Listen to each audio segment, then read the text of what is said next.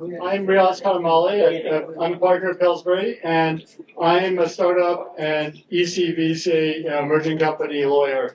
And one of my greatest heroes are the founders, people who can start something from nothing, who give up their jobs, who put everything they have on the risk at risk to start something and make something happen. And we've got amazing examples of that in Open, and we've got some of those examples are up here with me, and we're going to talk about that. Open gave me a page and a half of bios of everybody here, and that's what LinkedIn is for. So I'm not going to read their bios. I mean, these are incredible people. You can go look up their bios on LinkedIn. I want you to hear directly from them as much as possible. So I'll just tell you who's here, and then I'm going to hand it off to them. So right next to me, we've got Saad Shahzad of Zoomlogy. In the middle is Nabeel Kaukab, CEO of Jaan Health, and then obviously you can't have startups without investors. So we need an investor, at least one investor on the panel, and that's Daanish Jamal of SR1. So I'm going to just start by asking them to take turns, pass the microphone down. Just if you can just tell us a little bit about your personal journey and your company's journey so far. It's a young company, and what your goals are, and then we'll hear just about 5 minutes, and we'll hear from the other two, and then we'll dive into questions and discussion. And I want to leave plenty of time for audience questions as well. Riaz, thank you for having us. I did get permission from our venture capitalist here to talk badly about the VCs. For the record, if we say anything, we're good. As Riaz mentioned, I've got a deep connection into Pakistan. I was born and raised in Islamabad. My family immigrated to the US when I was in middle school, which is the perfect time to move countries. So thank you, Mom and Dad, for making middle school very awkward. But it taught me things very, very rapidly. How do you assimilate? How do you pivot, which is one of the things that startups have to do often. But those early challenges and some of the adversity really helped shape who I am today and how we think about building the business. After moving to the US, I got a degree in finance because math was always easier to me than English. I worked very hard on my English here, thanks again to middle school. Started my career in investment banking. And I remember the day that I called Mom and Dad and said, hey, I got hired at Goldman. And they said, is that a hospital? Both my parents are doctors. And so no matter what I was doing in investment banking, if we weren't a part of helping save lives, it wasn't good enough. And for me, that early lesson really helped shape the impact that I wanted to have and the work that I wanted to do. After Goldman, I moved into venture capital, did a lot of healthcare investing at companies. I think the most interesting deal that we worked on was carving out a business unit from Pfizer called Capsugel.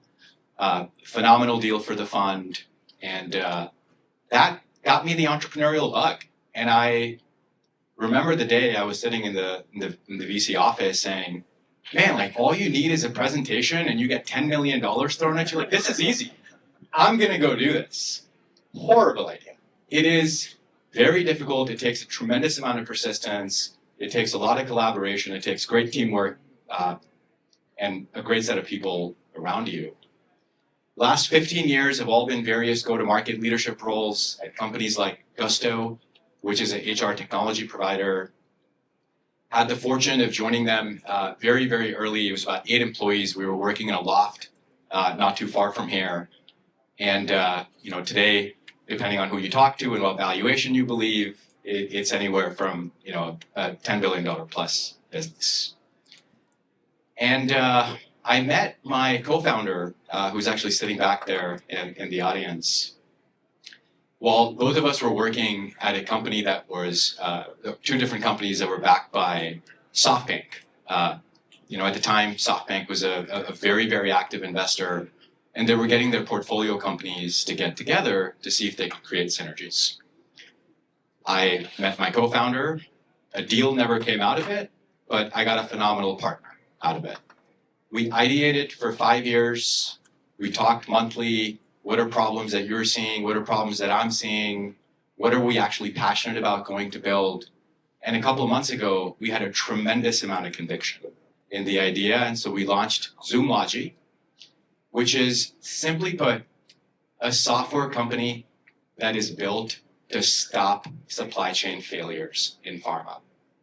Riaz was talking earlier about getting medication to a remote region in Pakistan. Maybe that should be complex. Maybe that shipment should fail. But 20% of shipments that require temperature stability in the US or in Western Europe, where the infrastructure should support these type of things, those shipments fail. And so we built this company to accomplish a simple mission. We want to be a part of improving patient care. Thank you for having us. Thanks, Saad. Nabeel? Assalamu alaikum.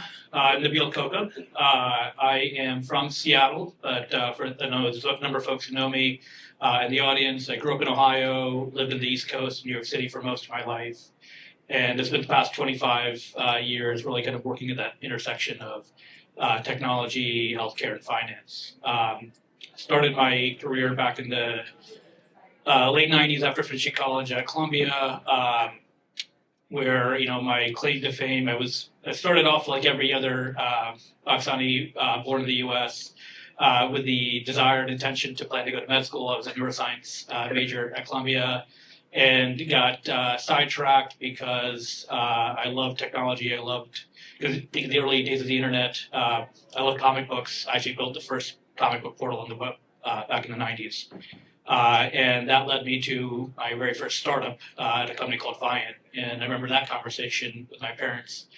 So, you had your golden conversation for me and my mom. It was, what the hell is this startup, right? And why aren't you applying to med school? And so we struck a deal where I had 1 year to basically prove it that this was something interesting and worthwhile to do with my life. On day 361, although we actually went public. So, my mom still was not very, very excited. She was like, okay, fine, maybe another year. Needless to say, that really kind of started my career. It was an incredible experience. Got to live the whole tech and growth life cycle. Eventually, we got acquired. And afterwards, I had the bug and I wanted to do something again. And given my background in healthcare from an academic standpoint, and the fact that when you're South Asian, especially growing up here, you're literally half a degree from any physician in the healthcare industry. I wanted to do something in that space, but I realized I didn't really have a strong background. I had academic knowledge, no industry knowledge or relationships to tackle the world of healthcare. So I decided to make the logical decision to go to grad school.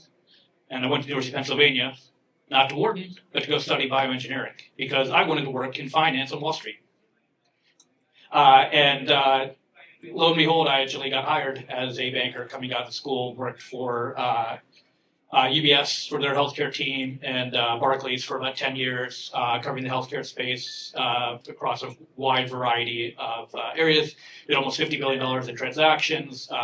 But really got what I call a PhD in the business of healthcare. And especially if you're going to be an entrepreneur in the world of healthcare.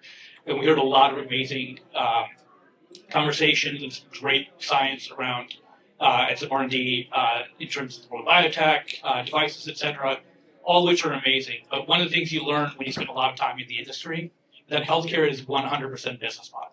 If you don't have a good business model, all the science in the world can't save you. And what I really wanted to spend a lot of time was understanding what are these business models, what are these relationships that if you want to build a company, you have to do it.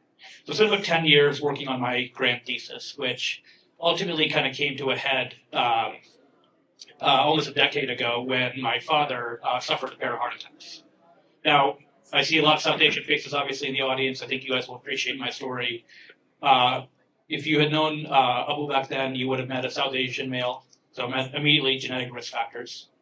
Mid-60s, overweight, didn't exercise, poor diet, tons of stress. May remind you of people you know.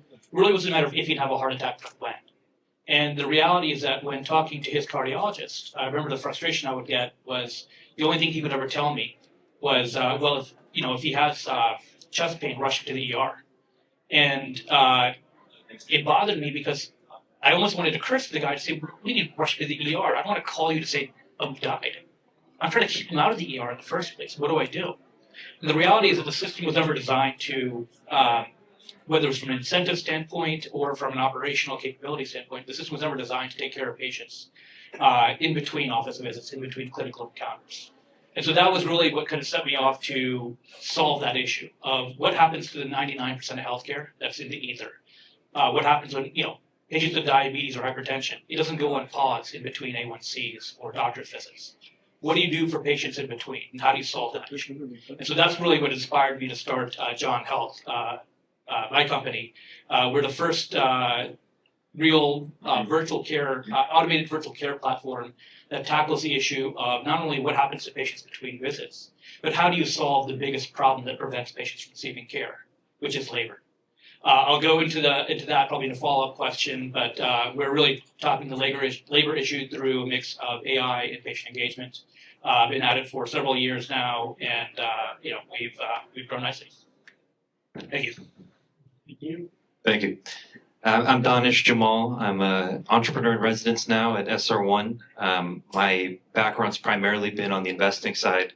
Spent the last 4 years in an investing role at SR1, and before that at Great Point Ventures. I've also worked in operational roles in biotech at Skyhawk Therapeutics and Dragonfly Therapeutics. So just to give a little background from where I'm coming from on the investing side, SR1 is a therapeutics-oriented firm that spun out of GSK in 2020 and invests across the life cycle of biotech companies, from company creation through venture financings and into the public markets. So, after spending several years, I think I recognize some of my story in yours, actually. Getting to see these entrepreneurs build biotech companies, getting to go from like a concept to a medicine in the clinic, and hearing as an investor how those medicines are actually affecting patients, seeing those clinical study results. And I've kind of been inspired to begin that journey, take on this role now of sort of a pre-company stage of spending a year trying to identify drugs and assets that could form the basis of a new company. So happy to tell you more about that. Great, Dan. Hold on to the mic. I've got a couple of questions for you, and then we'll pass it with some other questions for these two. So as an entrepreneur in residence, your goal is basically to find a company, to find an idea that you're going to basically launch for the fund. Is that right? Yeah, that's right. Okay. But at the same time, you have a view as to the fund's thesis and what they're looking for. So I'm curious. You hear in terms of what investors are looking for. You hear people, product, and technology, and market. Sort of those three things. And obviously they're all important. But for SR1, how would you order those three things? SR1, particularly with the pharma roots, everything works back from a clinical problem. And I think that can be really a helpful guiding principle when it comes to therapeutics investing.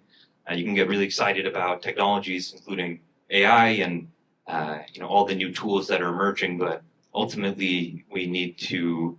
I think value creation comes from a medicine in biotech, and so we often are looking for clinical precedents. We call them just reasons to believe in a mechanism, reasons to believe in a therapy area, and starting to build the case backwards from there.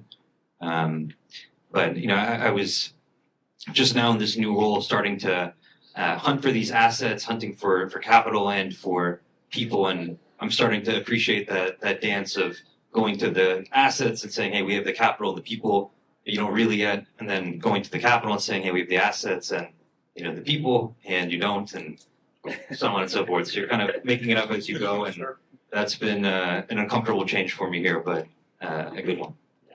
So one of the reasons people come to a startup panel is to hear from successful founders about how they raise money, right? Because there's a lot of times there are potential founders in the audience who are thinking of making the jump and wondering how they're going to raise the money. So I want to spend some time sort of talking about that. And I think we've got two both really successful examples, but very, very different examples here. And I'm really excited to sort of explore the differences in how Saad and Nabeel have gone about what they're doing. So maybe if you could swing the mic over to Saad, let's have Saad start. So your company is very young, right? You started it 4 months ago. So tell us about that. I mean, in terms of founding the company and then going out for capital and getting capital. Yeah. So, as I was mentioning, my co-founder and I were spending years kind of ideating, doing research, having as many conversations as we possibly could with different folks in logistics, folks in healthcare, trying to understand problems from very different perspectives. So we finally came around to a great framework to say, hey, if we want to do something, how do we think about it? And what's the stickiness of the product? What is the revenue model going to look like? How severe is the problem? What is the willingness to pay from the end user? And as we started having conversations, there were just metrics that kept coming up over and over and over again. And it was quite shocking to us initially when we heard the failure rate on these temperature control shipments. We said, there's no way that this is right. This must be a typo. It's got an extra zero in it. How is the world okay with it, right? The success rate on your Domino's pizza delivery should not be higher than life-saving medication. And we kept talking about it. We kept thinking through the problem. How can we leverage AI to solve this problem? Are there enough data sets here? Can we actually predict, whether it's a flight delay or weather pattern forming, or human error, which is oftentimes what causes the problem? So we got to a point where we had a tremendous amount of conviction, and both of us quit our jobs and did not call mom or dad, because that conversation definitely doesn't go well. And we started putting together the presentation for the company. Like, what is the business plan? What is the problem? Why are we the team to solve it? How big is this problem? What does the solution look like? And through that journey, one of the things that I realized is that it's not just life, but business is about storytelling. And you can have a phenomenal drug, phenomenal technology, but if you can't communicate to the world what the benefits of that technology are, it may not take off, right? There may be some examples of a few where, just things happen, you're in the right place at the right time. So we were extremely thoughtful about the story that we were telling. I'll give you an example of challenging the status quo. I think one of the panelists up here was talking about breaking the assumptions. And everybody said to us that, hey, if you're making a venture presentation, there should be like 3 numbers, they should be really big, and very few words. We went the exact opposite direction. We had extremely detailed slides with probably hundreds of words on each slide. And the takeaway that investors walked away with is, wow, these How many guys... slides in your deck? I think the deck is about 14 slides. Not too bad. Not too bad. Too long. But what it showed was the amount of research, the amount of thought, and the feedback that we got from VCs, which probably was the biggest compliment for me in the process, is out of our entire portfolio, this has the best founder market fit. If there's 2 people who should go out to build a logistics company that is solving a healthcare problem, leveraging technology, it is the 2 of you. How we were able to close our seed round of funding very, very quickly. So while we were ideating for 4 months, we incorporated the business. You learn about all the admin, the back office stuff of getting a business up and running.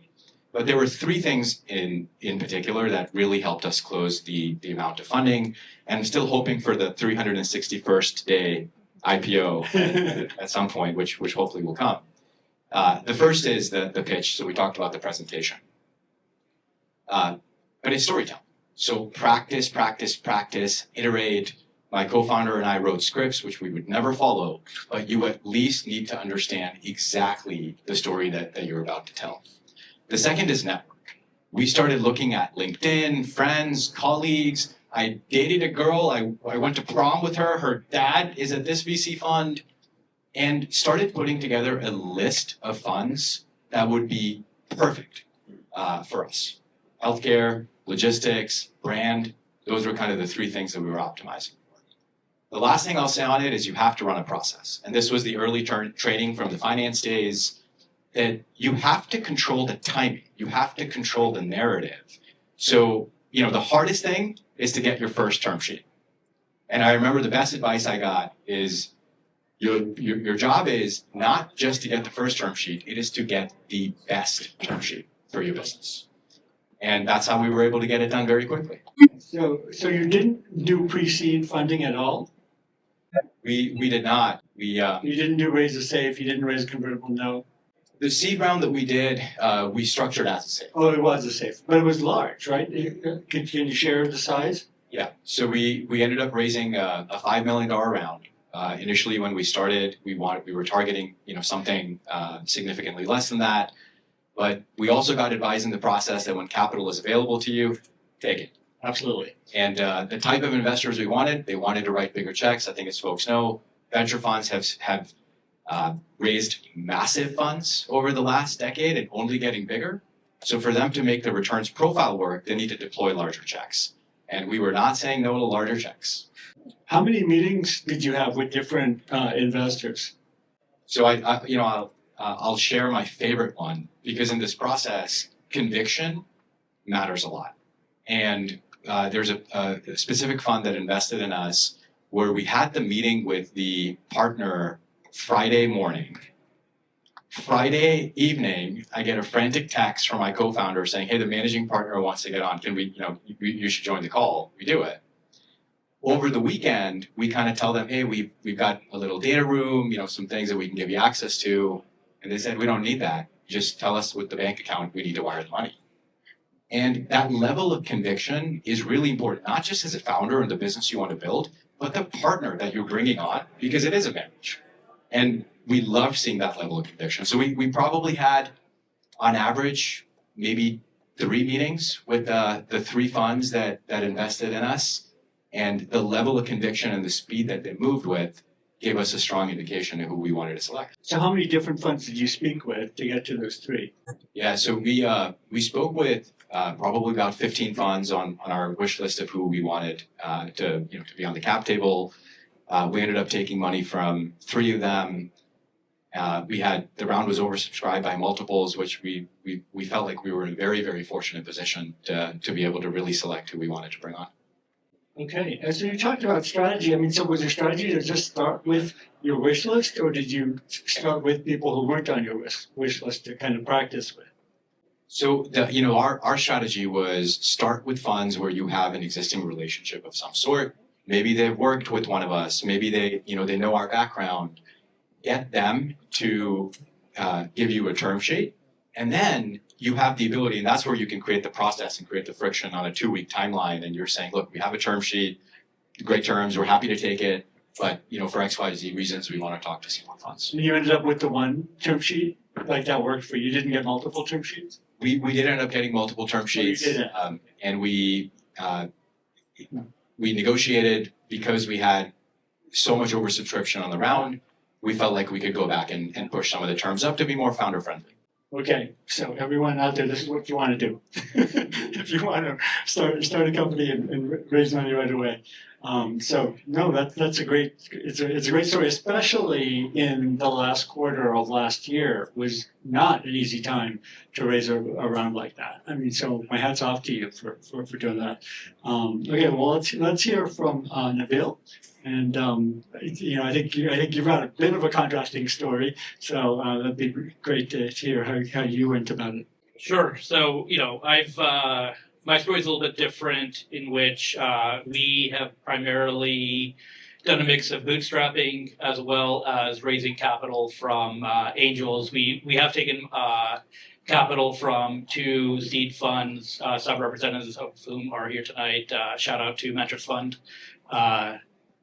Some of my favorite people, as well as Hustle Fund, for those of you who know them. But We took a very different approach, and again, I'll share a little bit of my bias here. If you're in biotech, you have to raise obscene amounts of money, and I think Faraz, I don't know if he's still in the room or not, he was mentioning that earlier. You have to raise obscene amounts of money, and you're literally rolling the dice. Where if you're right, massive returns, and if you're wrong, yeah, you'll burn about half a billion to $1 billion. The way that world works.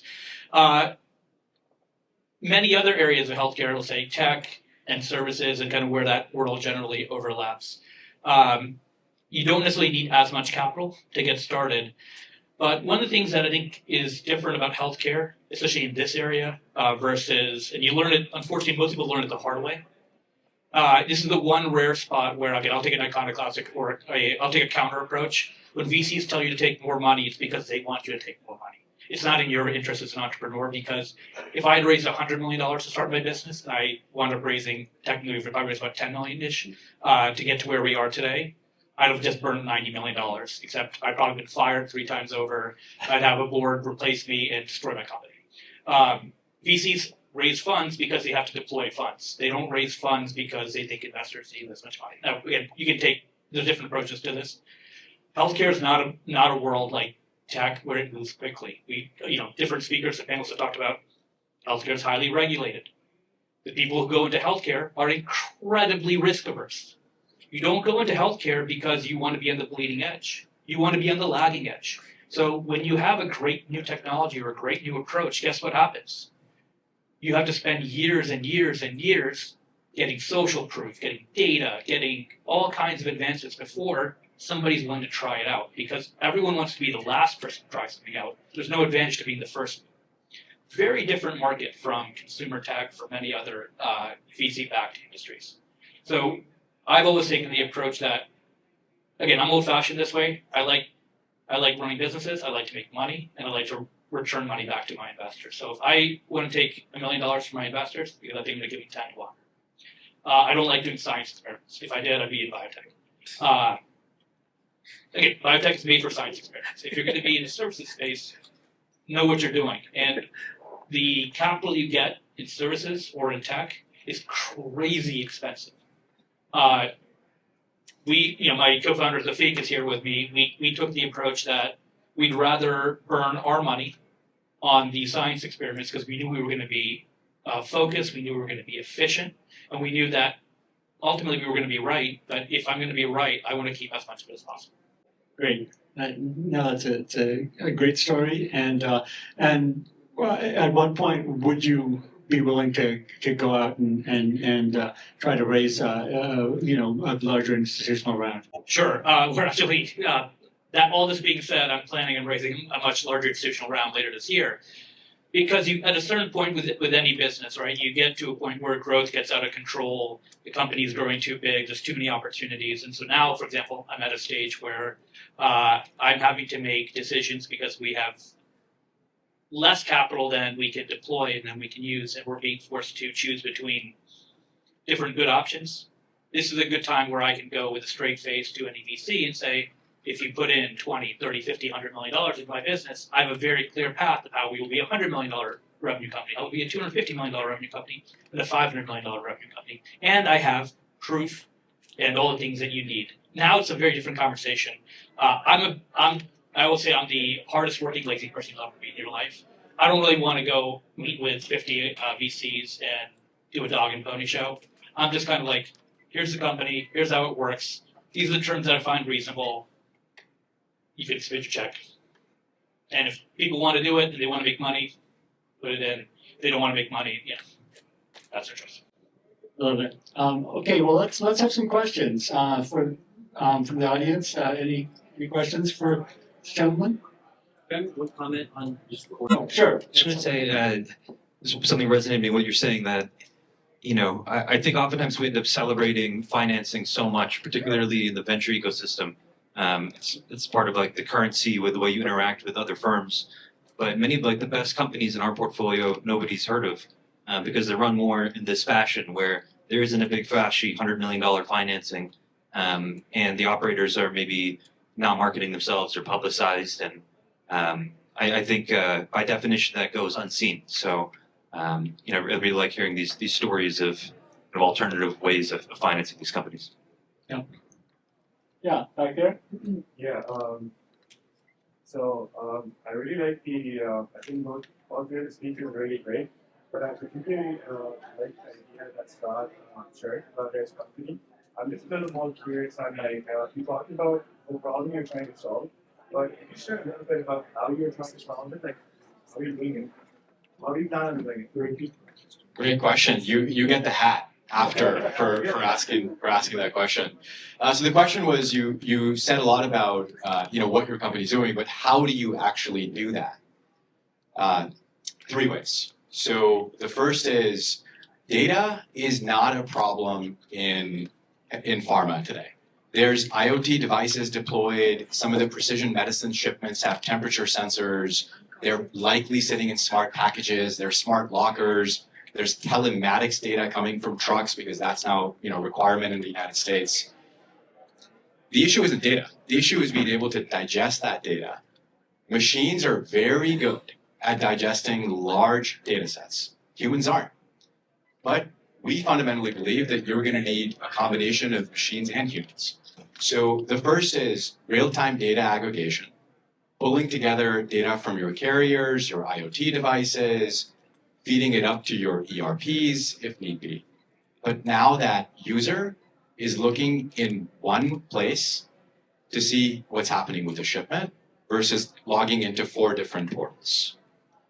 The second is layering in predictive recommendations. So looking at weather, looking at traffic data, looking at flight performance, looking at historical carrier performance, combining that with some of our own proprietary data, we can effectively build a risk model. And we can say, hey, 30% chance that shipment A is going to fail on route A. So our recommendation is move it to route B, change it to a different flight operator, different carrier maybe. And then the third is actually enabling that intervention. So it isn't just good enough to increase visibility, but if you can't actually intervene on the shipment that's going to fail, then the business isn't creating that much value. So the user can accept the recommendation, they can edit the recommendation, and it floats down to the carrier.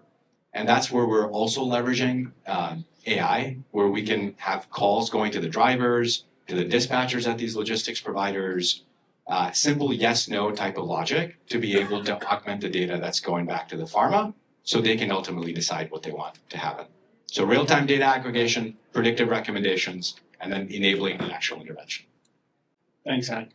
Farhan, I think you had a question back there. Many times when we are building products, we have to pivot. So, what would you define are inflection points when you decide, all right, this is where we need to pivot, and what is and is not working for you? At times, products are doing really well, but it's not going in the direction where the founders want it to go. So, what are some of the telltale signs that you see?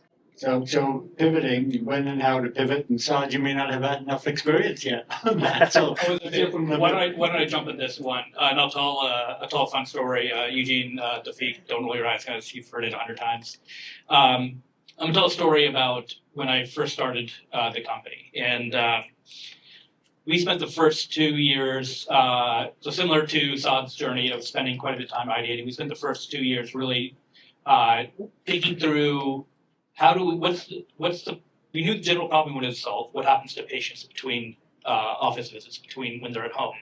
But how we solved that issue, how we tackled it varied, right? We started off in a couple different directions, appointment reminders. From there, we tackled it through a couple of actually the very first area I jumped onto was the concept of medication non-adherence. Right, or medication adherence, however you want to think about it. For those of you in the audience who don't know, 50% of all drugs are taken improperly or not taken at all. Drives about $650 billion a year in additional costs or preventable problems because of this non-adherence. Wanted to tackle this problem and go after it because it's really a problem of how people take medication at home. And by chance, my very first one of my earliest mentors was a man named Herb French. Herb was the founder of a company called HealthSpring, which is Cigna's Medicare Advantage arm. And I went to go see Herb in Nashville and talk to him about it. Loved the idea. Okay, and so we have an hour and a half meeting, and he tells me, Nabeel, I love this idea. Go ahead and keep working on this thing. I want you to just bring me data from call it 50 to 100 doctors looking at their patients for about 6 to 12 months. And if it comes out the way you think it is, I'll be your first customer. So I walk out of this meeting thinking, oh my God, the startup stuff is so easy. I've got $1 billion startup and I haven't even incorporated it yet. This thing's a joke. And I learned the most valuable lesson. I'm going to share it with everyone here if you're going to be in the world of healthcare. I kid you not. I went to go see 200 physicians, okay? And these were all warm leads. People I knew, people who were friends of friends, some kind of relationship. And not only did I go 0 for 200 in pitching my idea, I was physically thrown out of offices, told not to come back to the zip code, right? Let alone back to their office. And I learned the most valuable lesson if you're going to work in healthcare. Again, we'll put aside biotech and certain other parts of it, but if you're going to work in the healthcare and clinical aspect of healthcare, the physician is the fulcrum of everything that happens. And if you do not create a business or a product that generates economic value for a physician, you are DOA. Done. Okay? And it was the most valuable lesson I've learned in my entire life. And all the work that Tawfiq and I had put into building this amazing killer product that worked well, that was intuitive, went down the drain because we realized physicians were never going to let their patients use it because there was nothing in it for them. We had to pivot from cool technology that was a useless electronic paperweight to something else. And that's where we spent another year just spending time embedding ourselves in the clinic. Where were their problems? Where were doctors getting screwed over? Where were patients struggling, et cetera? It took a lot of work and effort, and ultimately we landed on it. We landed on the issue, I'll share here to kind of wrap this up. We wanted to tackle the issue that, and I always make this as a joke, after hedge fund managers, the people who complain the most about being underpaid are physicians. And so if you're going to tackle that market, they are people who do God's work. They're incredibly talented, but they do not make the level of compensation. In fact, it's the only industry and only job in the world where the more experience you have, the less money you make. Because every year, reimbursement goes down, costs go up, you take home less and less and less. So for us, the pivot that we made was figuring out that was the issue we had to solve. How can we tie what we do in our technology to something that drives greater reimbursement for the docs? And once we figured out how to connect those two dots, everything took off. Okay. Question? So I might be a basic question, but you said how you went from door to door and you picked up. At this point, have you already received the seed money, or was you just, because it's time consuming and expensive, I'm guessing? So not everyone is like this, not everyone can do this. I started this company almost when I was almost 40 years old. And so at this point in my life, one, I'd had some professional success, and I'm somebody who saves money. And so the seed money was my money. I always joke I took a negative salary for the first several years because I didn't take a salary and I put money into the business. This is why, to me, it's really important that whatever initiative you've got, whatever company you want to start, again, if you've got something and you can raise the capital, more power to you. I think for most people in this kind of space where there's a lot of questions, you're not sure if it's going to work out, don't raise capital. Figure out what to do, because because the minute you take capital from somebody, you're not only burning a hole in your pocket if you don't know how to deploy it, you're starting a clock, right? If I took money from Daanish and the SR1 team, even if it's a small amount of money, he's expecting a return on his money. He's not doing it because, his boss is my friend or something else. He's doing it because he needs to get a return to his LPs, right? We talk about venture. Sorry, I don't mean this in any negative way. His partners are not me when he puts money in my business. His partners are the LPs that fund him. He owes them a return. And if I can't do it fast enough and good enough, well, I'm roadkill for him. So my perspective on this is figure out your problem, see if there's something worth raising capital, add enough capital to go solve that next milestone, and then keep going there. Thanks. One quick add to that. We joke internally sometimes that not when we invest, but the moment the idea is brought up, there's a clock on it. So I don't even bring up an idea until I've done enough work that I think we might invest in. So. Any other questions? Yeah, as founders, and you guys have been around the block a couple of times, what's the metric for success for you? I mean, yeah, for the investors, it's a 10x, 200x return on their money. But at this point in life, you're not really, I mean, it's not the money that's driving you primarily. So what is the metric for you right now? And how do you define that success? Because this is not your first startup, this is your second one. So, and thereafter, what's the metric of success now? I'm happy to start real quick. And I use the term legacy for me, right? So money matters, but I'm been lucky. I have enough money that like I can live a comfortable life. I'm not a person who needs to drive a Ferrari or whatever.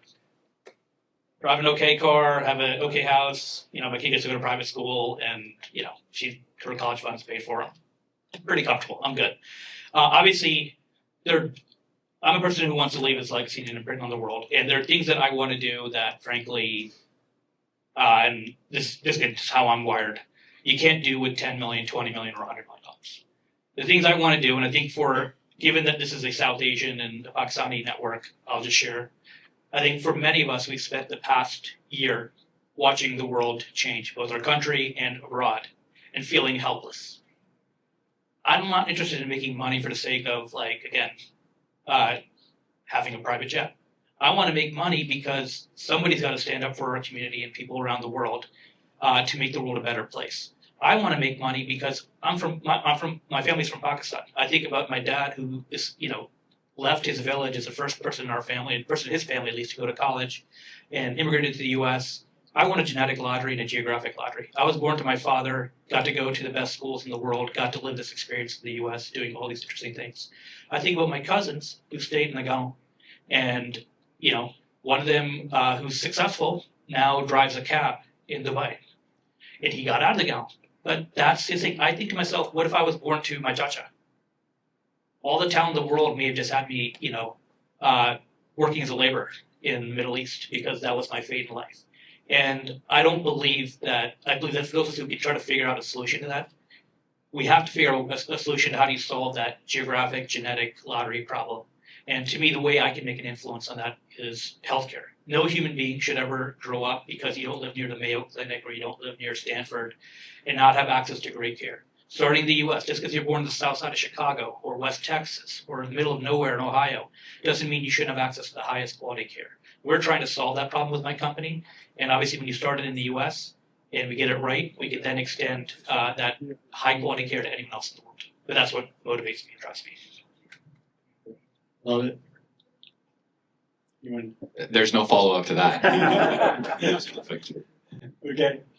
Are we running out of time here? Yeah, I think everyone's been here a long time. So let's wrap it up. So please join me in giving a hand to us for the time.